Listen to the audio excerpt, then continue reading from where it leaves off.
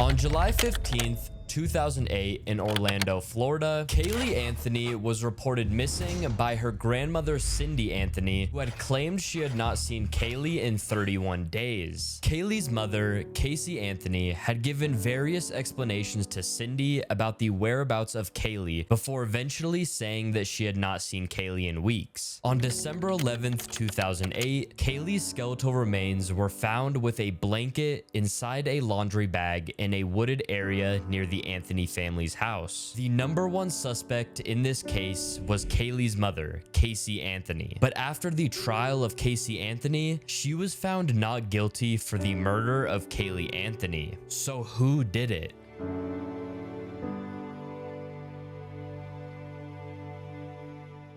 Hey guys, and welcome back to the channel, or if you guys are new here, welcome. So every once in a while you just stumble upon one of those murder cases that really just does not sit right, and the murder of Caylee Anthony is just one of those cases. I mean, this case just like seriously makes your mind spin. I mean, you think it's one person and then that person points the finger at another person, and then it's just like, man, what is the truth? But hopefully by the end of this video, you guys can come to your own conclusion to who you think murdered Caylee Anthony. Because like I mentioned previously, Casey Anthony was found not guilty in the murder, and matter of fact, no one has ever been charged with the murder of Caylee Anthony. Also, before we get into this murder case, I would like to give a quick content warning. Some of the topics mentioned in this video may be disturbing to some people. There are mentions of an individual trying to take their own life, the death of a child, sexual assault, and some other things in this video. So if you guys don't think you can hear about such topics, just please click out of the video because it does get pretty deep. So without further ado, let's look at the murder of Caylee Anthony. So on July 15th, 2008, Cindy Anthony, who is the grandmother to Caylee, called the cops and told them that she had not seen her granddaughter in 31 days. 911, what's your emergency? I called a little bit ago, the deputy sheriff. I found out my granddaughter has been taken. She has been missing for a month. We're talking about a 3-year-old little girl. Now, Cindy claims that during these 31 days, when she would ask her daughter Casey Anthony about the whereabouts of Caylee, is that she would just flat out lie. During those 31 days, Casey did not mention that she did not know where Caylee was. And it's also important to mention real quick that Casey and Caylee lived with Cindy Anthony and George Anthony, who are the parents of Casey. Now, it's weird to think that Caylee was missing for 31 days and the one who contacted the authorities was the grandmother and not the mother. That's just like the first thing that stuck out to me. It's like, you know, your daughter's been missing for 31 days and you have not told anybody that she was missing, and it took the grandmother to call the cops and be like, hey, I have not seen my granddaughter. But then as soon as Cindy Anthony reported that Caylee was missing, Casey was like, no, I haven't seen her. This whole month, I have not seen my daughter. So just very weird. The same night of the 911 call, when investigators showed up to the Anthony family house, Casey told investigators that she knew exactly where her daughter was. She said that the nanny, who was identified as Zenaida Fernandez Gonzalez, had kidnapped Caylee and would not give her back. I'm sorry? Can you tell me a little bit what's going on? My daughter's been missing for the last 31 days. And you know who has her? I know who has her. I've tried to contact her. I actually received a phone call today, now from a number that is no longer in service. I did get to speak to my daughter for about a minute. Who has her? Do you have a name? Her name is Zenaida Fernandez. So the past 31 days where Casey's like, oh yeah, she's, you know, Caylee's fine, to then just say, oh, I have not seen her, is now telling the police that she knows exactly where she is and that she's with the babysitter who would not give Caylee back. So now this tip that this nanny had Caylee sent police on a wild goose chase. Casey took investigators to the apartment where she had claimed she dropped off Caylee. So we're all thinking at this point, this is the nanny's apartment. But when investigators went up to the door and they knocked on the door, no one answered. So they look through the window and they find out there is no furniture in the apartment. It looked like the apartment was vacant. And then investigators later found out that that apartment apartment had actually been vacant for months, and no one by the name of Zenaida Fernandez Gonzalez ever lived there. So that was another lie by Caylee Anthony. And also, by the way, Caylee Anthony would call this nanny Zanny the Nanny. She said that was like her nickname. So from now on, when I talk about Zanny the Nanny, it's Zenaida Fernandez Gonzalez, the babysitter who allegedly took Caylee Anthony. So then investigators were then able to track down this Zanny the Nanny lady. And when Caylee Anthony described her to police, she basically said, you know, she was a 22-year-old woman. But when police found Zanny the Nanny, she was a middle-aged woman. She was like in her 30s or 40s. She wasn't 22. And this Zanny the Nanny person told investigators that she did not know a Caylee Anthony or a Caylee Anthony, and that she had never babysat someone named Caylee Anthony. And police were able to verify this story. So this means that Caylee Anthony lied about this whole entire thing. There was never a babysitter named Zenaida Fernandez Gonzalez. This was just a lady that lived in the town, you know, next to them. And Caylee never even met this person. And that's why I mentioned that, you know, she would call her Zanny the Nanny. So she gave a fake nickname to this woman that she didn't even know.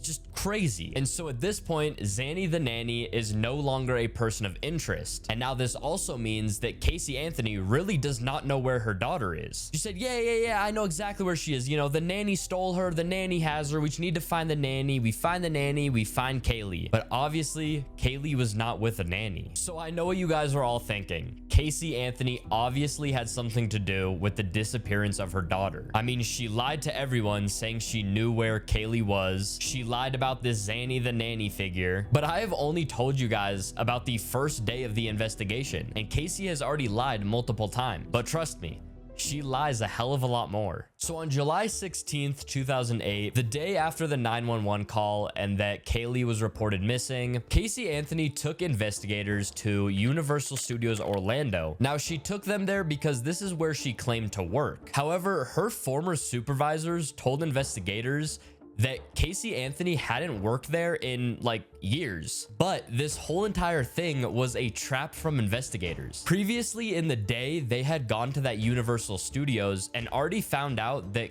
Caylee didn't work there. So when investigators brought her there, you know, she was walking around, you know, waving to people, and, you know, people were waving back to her.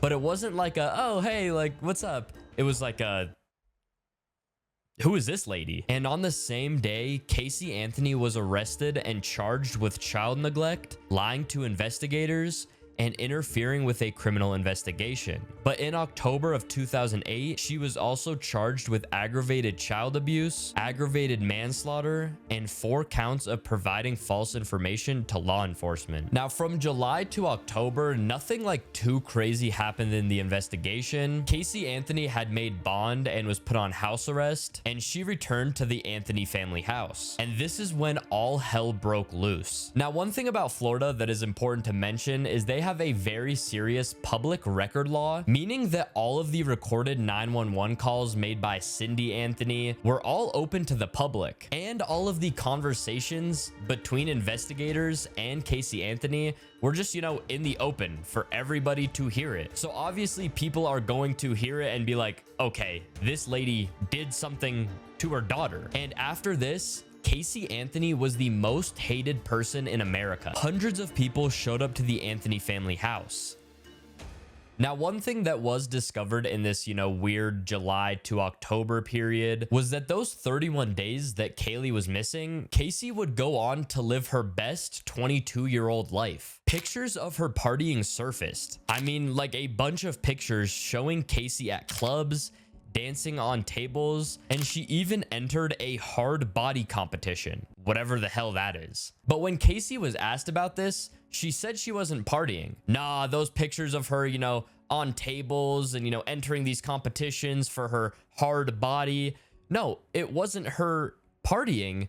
She claims she was working. She claims that those photographs of her partying during the disappearance of her daughter is that those were just merely, you know, pictures of her working. You know, people were just, you know, snapping pictures of someone working at a nightclub or a bar or something like that. Now, in my opinion, regardless if she was working or partying, her daughter was gone for 31 days and she had no clue where she was. So, I mean, if I was in that position, you know, I would not be working. I would not be partying. I would be doing whatever the hell I can to find my missing daughter.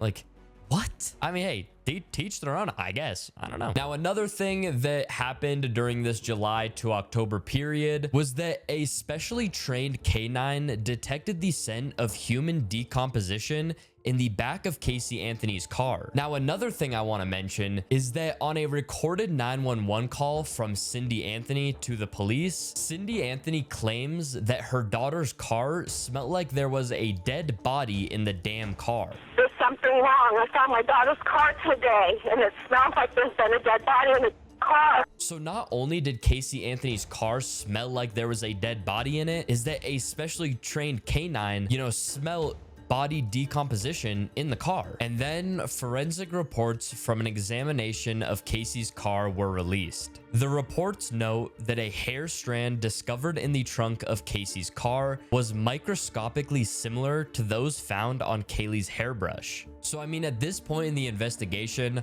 all signs point to Caylee Anthony as being, you know, the one who did something to her daughter. And just to let you guys know, at this point during the investigation, no body was found. I mean, that we know that, you know, Caylee Anthony was murdered, but no one else knew that. So once these reports come out and it's like, okay, there was, you know, hair in her car, there was, you know, signs of body decomposition in the car, you know, people are showing up to the Anthony family house and being like, yo, Caylee, what the fuck's going on? Now, it's also important to note that an FBI lab showed that there were signs of chloroform in the back of Caylee Anthony's trunk. Now, on December 11th, 2008, the skeletal remains of a young girl were discovered in a bag in a wooded area less than half a mile from the Anthony's home. The remains were found by Roy Kronk, who was a utility worker, and saw a human skull sitting in the woods. He then reported it to law enforcement, and 9 days later, those remains were confirmed to be those of Caylee. Not only did they find the remains of Caylee, they found her clothes in the bag, a Winnie the Pooh blanket,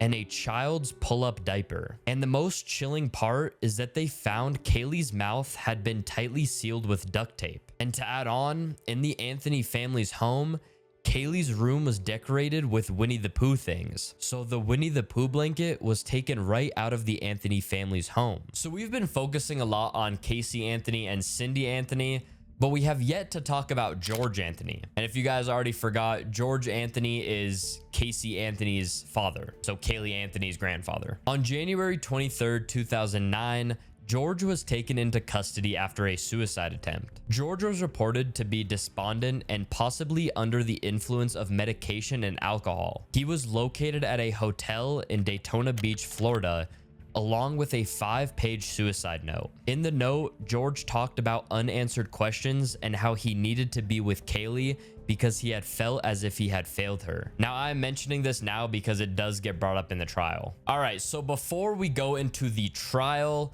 let's just do a little recap of what we know at this point. Caylee Anthony is obviously suspect number 1. I mean, she has lied countless amounts of times, just keeps lying, you know, keeps leading on investigators and just, you know, doing everything in her power to make it as hard as possible for investigators to, you know, investigate. There was a strand of hair that was similar to Kaylee's in her trunk, and they also found evidence of a decomposed body in her trunk, as well as traces of chloroform. We also know that Caylee was out partying during the 31 days that Caylee was missing, and that we know Caylee lied about this whole, you know, Zanny the nanny story, and that, you know, this 31 days she was missing, she actually was with a nanny that kidnapped her, but this nanny was never a nanny.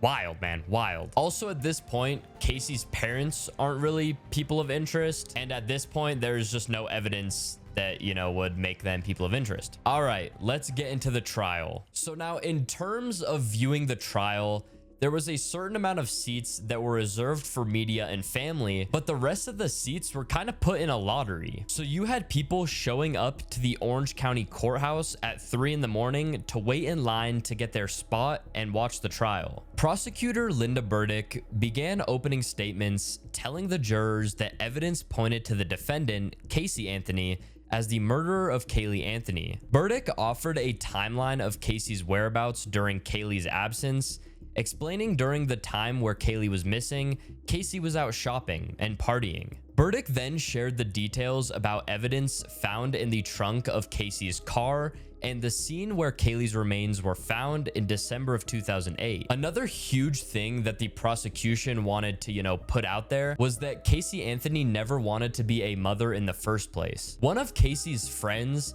claimed that when Casey found out she was pregnant, she called up her friend, and when her friend was like, hey, what are you gonna do with the kid? Casey said she wanted to give the kid up for adoption. But since she lived at her parents' house, Cindy Anthony, her mother, was like, no, you're going to raise this kid. Like, you're not putting this kid up for adoption. The prosecution wanted the jury to get the sense that Casey never wanted to be a mother, implying the motive for Casey to murder her own daughter. And then Burdick concluded with this. As difficult as it may be for anyone to accept that a mother would intentionally kill her own child, from the evidence that you will hear in this case, there is no other conclusion that can be drawn. Caylee Marie Anthony was not kidnapped by a nanny. No one but Caylee Anthony had access to all the pieces of evidence in this case. The duct tape, the laundry bag, the blanket, the shorts, the shirt, the car. No one else lied to their friends, to their family, to investigators. No one else benefited from the death of Caylee Marie Anthony. Caylee's death allowed Caylee Anthony to live a good life, at least for those 31 days. At the end of this case, you will have no trouble concluding that Caylee Anthony was murdered by her mother, Caylee Anthony. And at the conclusion of all of the evidence and argument in this case, we will be asking you to return a verdict that reflects the truth of what happened. And that is that Caylee Anthony is guilty of the crime of murder in the first degree. Thank you all for your attention. Now, in the defense's opening statement, everything we thought we knew about the case just did a full 180. Jose Baez, Caylee Anthony's defense attorney, opened with this. She never was missing. Caylee Anthony died on June 16, 2008, when she drowned in her family's swimming pool.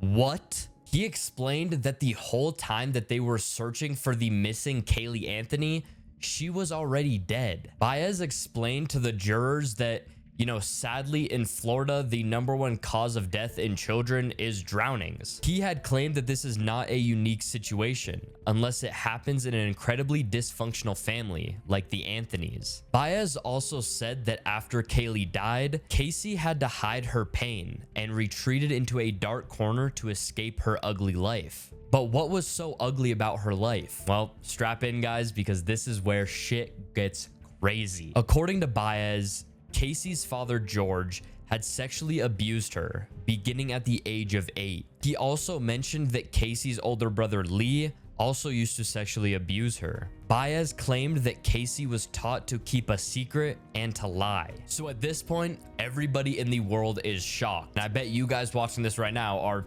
completely shocked. The defense just dropped the biggest bombshell in the history of the entire world. I mean, we were all under the impression that Casey killed Caylee to live a normal, 20-year-old life. But now the defense is saying that, Caylee died in a swimming pool. And the reason why Casey has been lying this whole time is because as a kid, her father would sexually abuse her and that she was taught to lie and keep these secrets. But this is not the only bombshell that was dropped in the defense's opening statement. Jose Baez also claimed that George Anthony had something to do with hiding the body. He claims that George Anthony was the one who fished out the lifeless body of Caylee from their backyard pool and allegedly yelled at his daughter, saying to her that her mother will never forgive her and she will go to jail for the rest of her life. Now, at this point, everybody in the courtroom was left open-mouthed.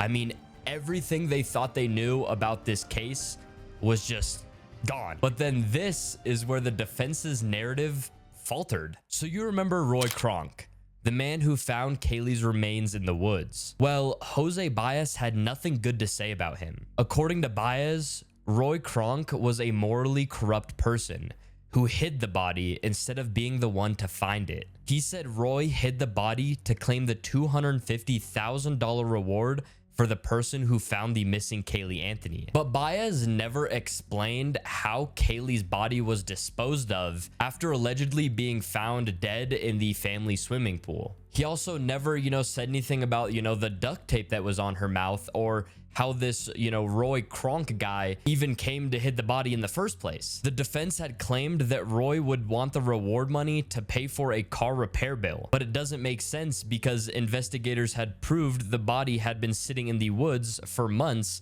because of the overgrowth entwined around her bones. It doesn't explain why someone who wanted the reward money would hide the body for months before finding it just to claim the money. So now at this point, how do we know, if the defense is telling the truth? Well, simply, we don't. After the opening statements, George Anthony was the first person to take the stand. Jose Baez on the defense quickly asked George about his suicide attempt. George explained how he had failed Caylee and he just needed to be with her, and that was his reasoning for attempting suicide. George was also asked about purchasing a gun, where George had said he had purchased a gun to use it to intimidate one of Casey's friends into telling them where Caylee was. George was also asked about molesting his daughter, and he said he would never do anything to harm his daughter. And it's also important to note that, during this whole entire testimony, the judge would constantly ask George, like, hey, do you need a second? Because basically throughout this whole entire thing, he was just broken down. He was just crying, and I think it's really fair. George was also asked about the smell that was found in Caylee Anthony's car. And by the way, George was a retired police officer, and he said 100% without a doubt that it was the smell of a dead body. Now, another important part of the trial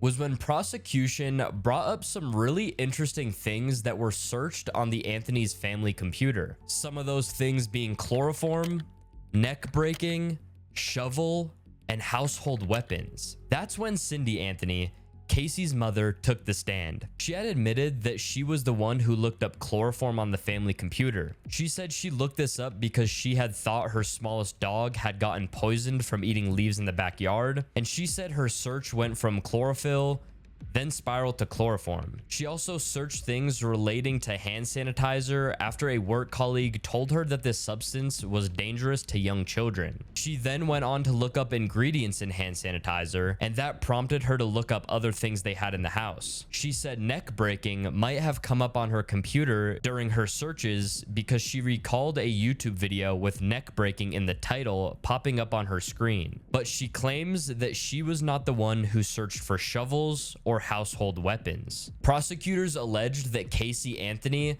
was the only person in the house at the time that those searches were made, implying that Caylee was the one who searched up household weapons and shovel. Then Casey's brother Lee Anthony took the stand. He recalled that in the 31-day period where Caylee was missing, he would often ask Casey about Kaylee's whereabouts, and Casey would just say things like, she's being watched while I'm out with a friend, or, things of that nature. Lee also said that he confronted Casey about why she couldn't bring Caylee home, and Casey said that Caylee was with a nanny and that she did not want to disturb her sleep pattern. Lee also said one time that Cindy would tell Casey that she was not fit to be a mother, and Casey responded with, maybe I'm not. Then Roy Kronk took the stand, defending himself from the claim that he was the one who hid the body, just to report it for the reward money. He claims that he did not know any of the Anthonys until after the body was identified as Caylee Anthony. And then the rest of the trial from this point on is basically just bringing in detectives and, trying to show the evidence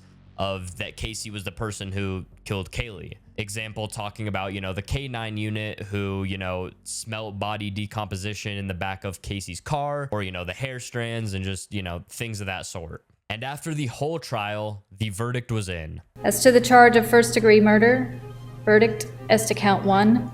We, the jury, find the defendant not guilty. Not guilty. I'm upset. I was watching the whole thing since day one. It's OJ all over again. Like, where's the glove? I mean, seriously, it's ridiculous. I'm shocked. Oh my, I am shaken. I am so shocked. When I just read it to you and heard that, I'm like, are you kidding? Because she's guilty as sin. You could, oh my God, I can't believe, I'm in shock. I can't believe it. I think that's disgusting. Why? Just because she should be going to jail for what she did, I think so. I don't know who was working on the case, but whoever was working on the case, I don't think it was a good decision. I think she should have done more time for lying to the courts. I think she got away with murder, but as the judicial system works and not having the evidence presented in full, I think the jury did the best that they could with what they had, unfortunately. As far as I'm concerned, I think it's up to the good Lord. He's going to make the determination. So whether, and she's got to live with this. And like they say, when she releases her book or her movie, we're going to find out about it anyways. But can we believe her? So that's a lot of nothing. Caylee Anthony was found not guilty of first-degree murder, aggravated child abuse, and aggravated manslaughter of a child. But she was found guilty of 4 misdemeanor counts of providing false information to a law enforcement officer. With credit for time served, Caylee Anthony was released from prison on July 17th,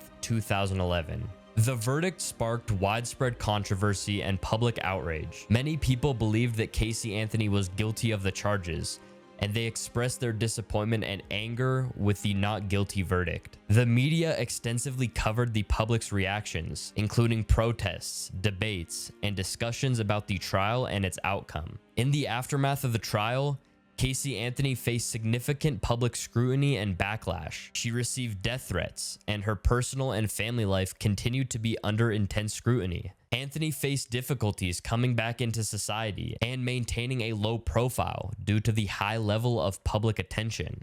So where is Caylee Anthony now? Caylee Anthony now works as a legal assistant and does accounting work. She lives a small life now with a close friend and a small circle of trusted loved ones, including her former defense team. Caylee Anthony still pins the death of her daughter Caylee on her father, George Anthony. And if you guys want to know more about Caylee Anthony and kind of like the aftermath, Peacock has a documentary called Caylee Anthony, Where the Truth Lies, and it's a very good watch. I also recommend the Murder of Caylee Anthony on Hulu. That one's another good documentary if you just want to learn more and just have like a more in-depth understanding of it. I have seriously watched like several hours of documentaries about this case. So, if you guys want, any recommendations of a good watch or something like that, drop it in the comments or DM me on Twitter and I'll make sure to, show you guys some really good documentaries about it. I would also like to mention that Roy Kronk, the man who found Caylee's remains, ended up suing Caylee Anthony for defamation. He said that her and her attorneys published false and defamatory statements about him during the investigation into Caylee's disappearance. But Caylee Anthony would end up winning this suit because the judge said that, there's not enough evidence to prove that Caylee willfully defamed him. All right, guys, and that has been the murder of Caylee Anthony and, the whole trial and case of Caylee Anthony. Now, I'm really curious to see what you guys think about this. I mean, I personally think that Caylee had something to do with it. I mean, at some points, it kind of blows my mind that, she was found not guilty because there wasn't enough evidence that she, did this. But, just from the evidence that, I shared with you guys and, on these documentaries, there was a lot of evidence that proved that she did it. I mean, how can you explain the decomposition in the back of her car and the strand of hair and also the duct tape and the household items? Like, it's just, I feel like there were so many things that pointed her to be the one who murdered Caylee.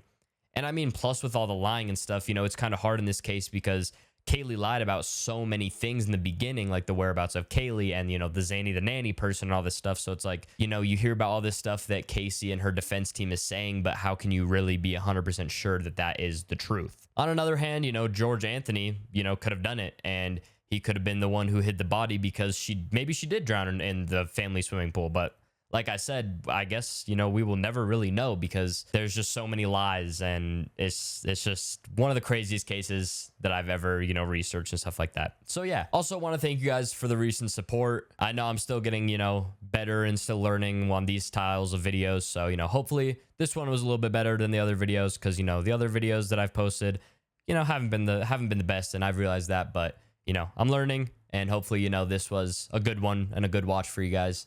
But yeah. Without further ado, thank you guys so much for watching. And that's enough of me talking. Take care, guys.